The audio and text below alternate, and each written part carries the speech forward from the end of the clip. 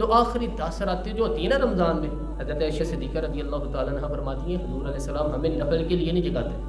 پر رمضان کے آخری 10 دنوں فرماتے اٹھو یہ سونے کا ٹائم نہیں،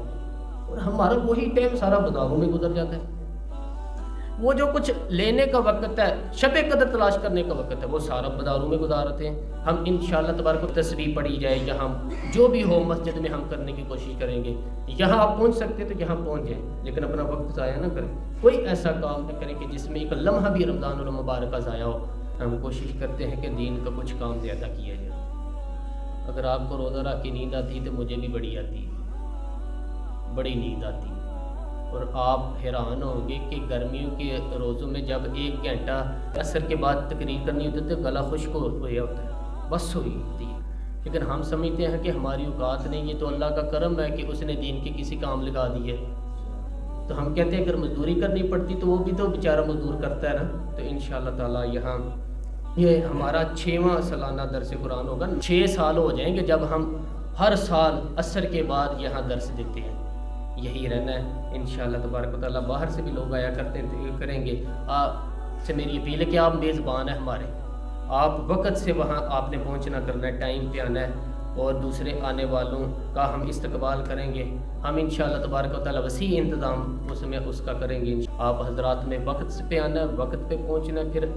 اگلے 10 دن ہم کوشش کریں گے کہ یہیں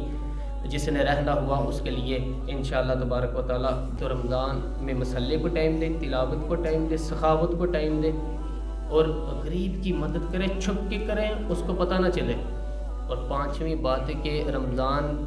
میں دین کے لیے زیادہ محنت کریں، جد و جہد زیادہ کریں، کوشش کریں جو کبھی کسی محفل میں نہیں نہ گیا اس کو لے کے آئیں یہاں، جو لوگ بالکل دین سے دور ہیں ان کو دعوت دیں، پیغام دیں، جد و جہد کریں کہ یہ رمضان جو آنے والا ہے نا،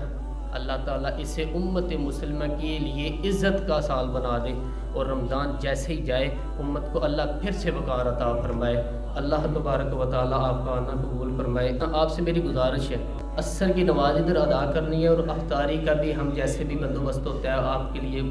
اس میں کرنے کی کوشش کریں گے، اور آپ نے کوشش کر کے اکیلے نہیں آنا ہے،